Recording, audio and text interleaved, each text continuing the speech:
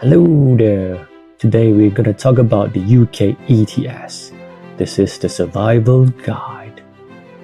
Imagine getting fined £50,000 not because you broke the law, but because you didn't even know the law applied to you. That is the UK ETS reality for hundreds of sites right now. So the question is your hospital, university, or data center regulated by carbon law? Next is, what do steel plants, hospitals have in common under UK law?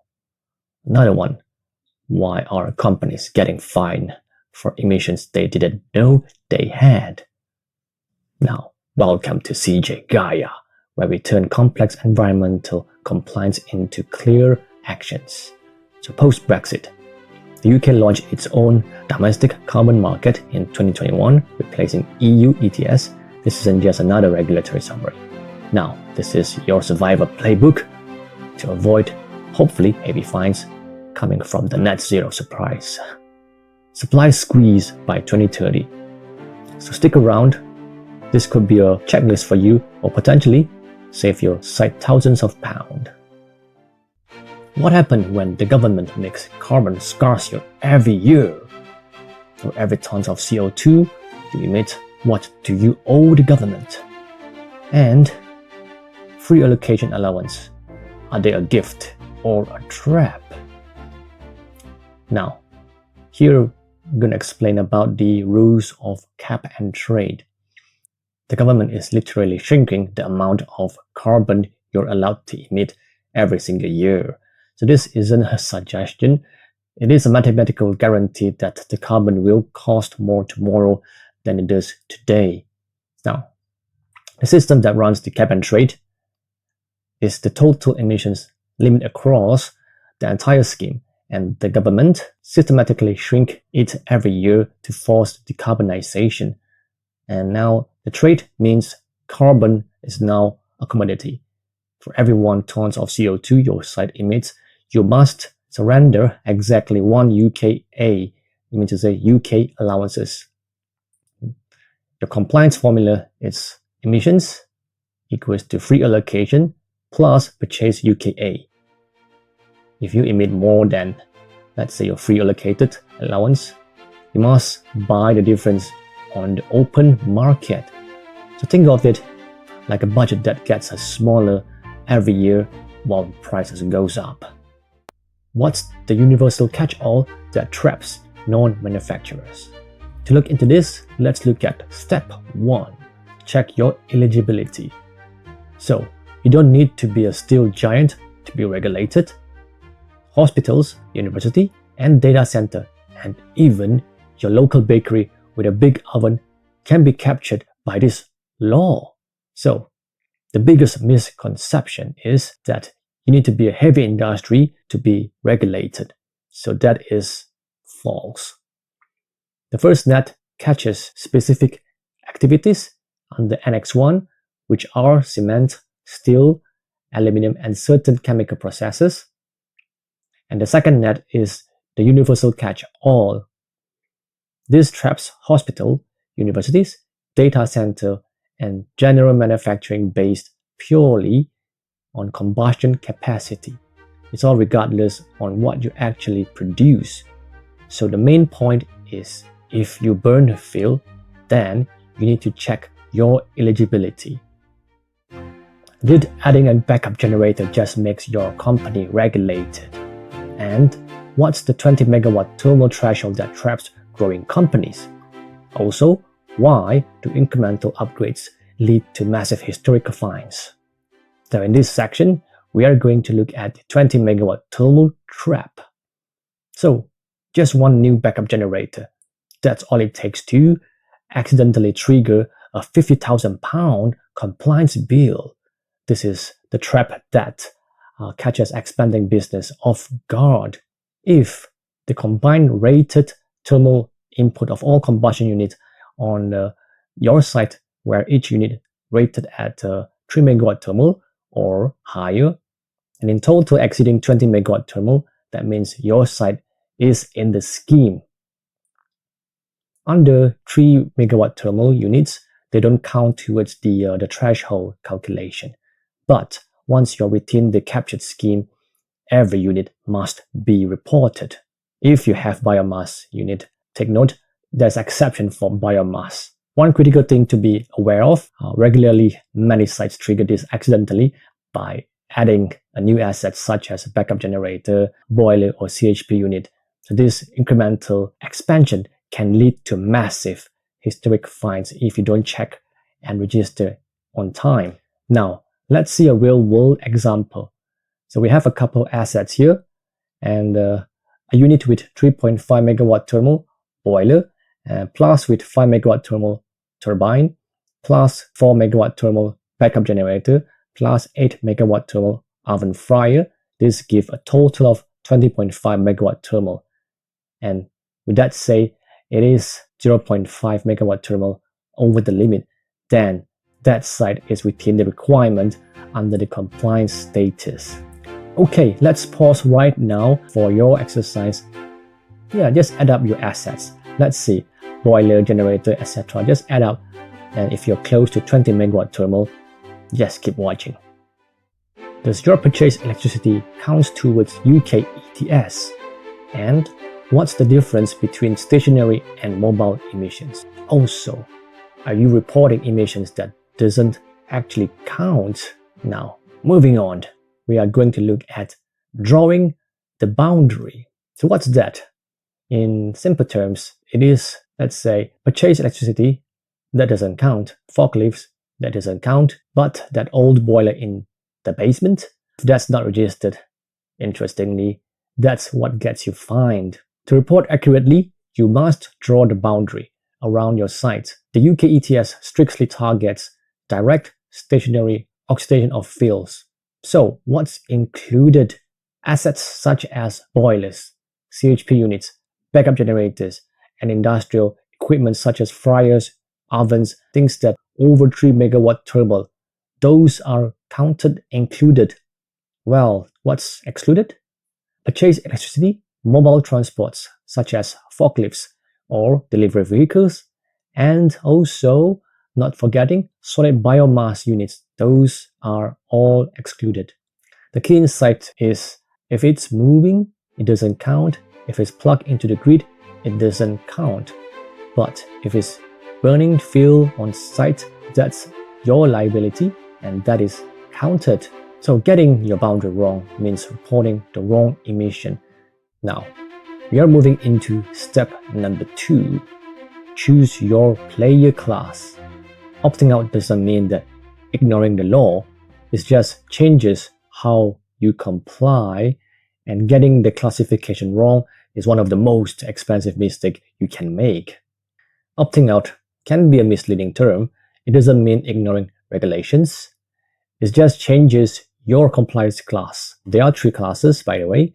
So the first one is standard ETS with no emissions limit, no capacity limit, but requires greenhouse gas permit from the regulator, and third-party verification.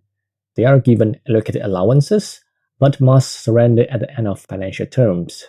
Next one is small emitters and hospital. These are for sites emitting less than 25,000 tons of CO2 with capacity less than 35 megawatt thermal. You don't need to buy allowances, but you must meet fixed emission targets. If let's say exceeded it, then you're fined equivalent of the cost of those emissions. It still requires greenhouse gas permits from the regulator, and interestingly, no third-party audit but can be subjected to the requirements, and you don't need to surrender any allowances if it's within the limits. Moving on, the next one is ultra small emitters. These are for the sites less than 2,500 tons of CO2.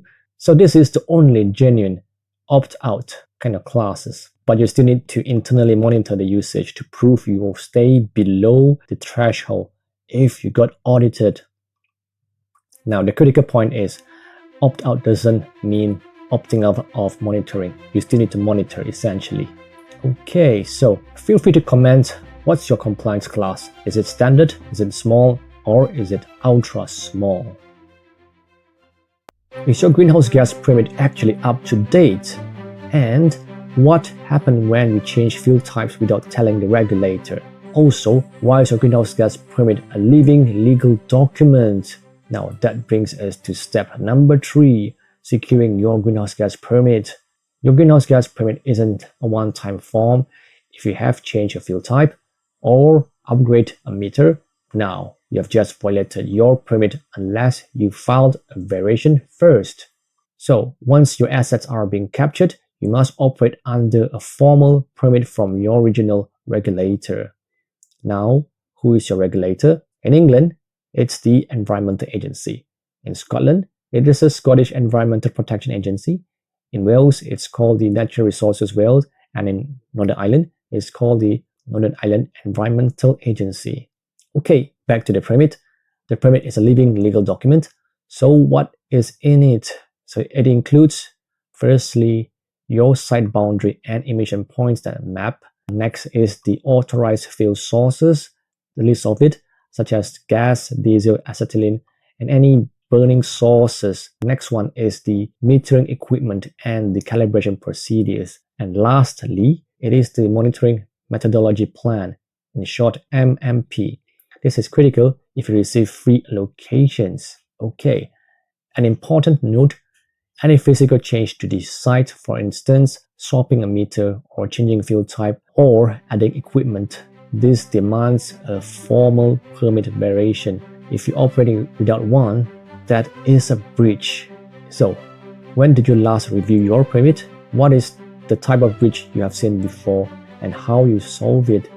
Feel free to share and comment. What are the 2 hard deadlines you cannot miss in UK ETS? And when do you need to submit the information? Also, is your data collection running 12 months a year? Now, we are at step number 4, the annual compliance engine. So, which are the dates which are really important? It is March 31st and April 30th. Mark these dates in bold or in red. If you miss them, you are looking at automatic penalties. There is no excuses accepted by the government. This is really important. The compliance is a rigid, non-negotiable annual clock. Throughout January to December, a continuous fuel monitoring and data capture is required from 1st January to 31st of December. Next is February. This is the free allocation months if you qualify, so that are deposited into your registry account. Next is March 31st. This is the hard deadline to submit your verified annual emissions. This is reported via the MATS portal. And April 30th, the final deadline to surrender allowances equivalent to your verified emissions. Okay, so a reality check. The regulator doesn't care if your auditor was late or your meter broke or any excuses incidents. The deadline is still a deadline. Remember that. And you hear the term MATS, or stands for MWth. So what is this? It is Manage Your UK Emission Trading Scheme Reporting. That's the long word. So this is the official UK government digital platform that comply with the UK ETS. So the information you have is submit through this portal. Alright. One tip here is to start your verification process in January, not February if you can, so you have time to prepare. Save this video to keep this exact deadline in front of your team so you will never miss the deadline. Can biofuels really zero out your carbon liability? And what's the difference between solid biomass and HVO? Also, is your biofuel supplier giving you the right paperwork? Alright, is there really a cheat code here? Probably. This is by navigating biofuel usage. If you switch to the right biofuel, this will make your allowance liability drop to 0. However, if you switch to the wrong one, now you just bought fossil fuel at a premium price.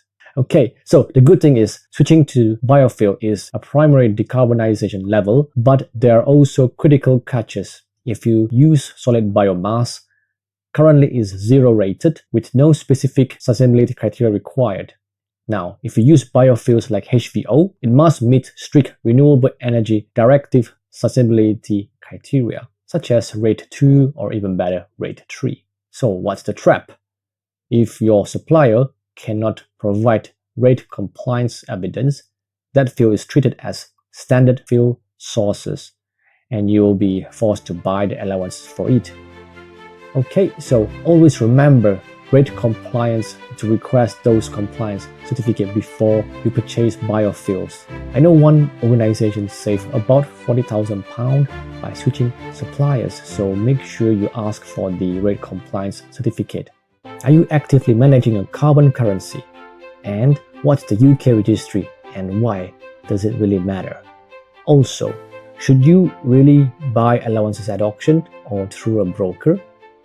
Now, we are at step number 5. This is about managing your carbon currency. So, your UK registry account is like a bank account for carbon credits. So why would you wait until last day, like tax day, to check your balance? Or why you wait until April then to check your allowances? You can actually do it throughout the year, you know that. Okay, so you know that the UK registry is like a mandatory bank account for your carbon credits. There are a couple of things to look out for. The first thing is the inflow sources. There are 2 things in here. The first one is free allocations. This is based on the carbon leakage status, mainly to protect critical industries so that they stay in UK. The next one is the purchase allowances. So those are within the inflow sources. Another hand is called the trading mechanisms. You can also get carbon allowances from direct purchasing via auction, or you can buy through third-party market brokers. So those 2 goes into the UK registry. Something to watch out for if you wait until April's deadline to buy, you're probably at the mercy of whatever market rate at that day. So smart operators buy throughout the year to average their costs. A tip here is to do yourself a favor by setting up a strategic trading account or strategy so that you can avoid last-minute price spikes. And chances are, if you're buying allowances in April, probably you are buying at a loss. What happens if you missed a UK ETS deadline? And are you relying on only one person for the compliance? Also, do you know about the opt-out illusion trap? Alright, game over. Compliance blind spot and penalties. Defaulters don't just pay fines, they actually get publicly named and shamed on the regulator's website. It's not good. So your reputation is now part of the carbon compliance, so be aware of this. The UK ETS is unforgiving. Here are the blind spots that can destroy compliance. So the first one is the incremental upgrade, the trap of it. So adding let's say a new 4 megawatt thermal boiler that quietly pushes you over the 20 megawatt thermal limit. Just be careful. Next is the single point of failure, relying on one knowledgeable person or employee in your company. When they leave, the knowledge is gone, and this can get the deadline missed. Another one is the opt-out illusions, assuming ultra small emitter status. That means you can stop monitoring fuel usage or anything. It's not true. You need to monitor as well. So if you're not careful, there are consequences. The defaulters are publicly named, shamed, and fined for the historical cost of carbon that has been avoided. The regulator actually calculates what you should have paid and charges you the amount plus the penalties. The hard truth is ignorance is not defense. The regulator will not accept we didn't know or those kind of excuses. So don't let your site end up on the regulator's public shaming list. Remember to stress test your setup. What sectors are joining UK ETS in 2026? And will UK ETS link back to EU ETS? Also, is your sector on the expansion list? Let's look at future rules expanding the regulatory net. Are you thinking that you are safe because you are not regulated yet? Now, maritime and waste incineration are coming in 2026. So the net is actually widening and it might catch you sooner than you think. So here are the things to watch out. So 2026 domestic maritime sector officially enters the scheme, and 2026 to 2027 energy from waste and incineration sectors begin mandatory monitoring. So this is currently still in preparation phase. And 2028, energy from waste sector fully enters the scheme. And also this included surrendering the allowances. And 2030, this is potentially linking to EU ETS or global market framework. All right, so the strategic insight is, even if you are not in this sector now, the increased demands for allowances from new sectors will drive up the prices for everybody. And to gain better understanding, it is best to have a forwarding planning. If you're in logistics or waste management, start to prepare now. What's the net zero supply squeeze? And how many fuel allowances will exist by 2030? Also, what's the 54 million allowance buffer? Now, we are at the final boss, the net zero supply squeeze. By 2030, the government will make 30 to 35% fuel allowances available. What it means is say, same number of companies, but fuel allowances. So what happens to the prices when supply shrinks dramatically? So take note, this is the final boss of your compliance strategy. The government is mathematically forcing decarbonization by engineering scarcity. Let's look at a timeline then. So in 2021 to 2023, the government is still providing free allocation of carbons. And from 2024 to 2027, government still provides transitional buffer of 54 million unallocated allowances still being released to ease the shock. From 2030 onwards, to align with net zero targets, the total cap on allowances will drop 30 to 35%. So this is where the squeeze intensifies from here onwards. A reality check. This isn't a speculation. This is written into the scheme design. The cap will shrink, but the question is, will you be ready? What will carbon cost in 2030?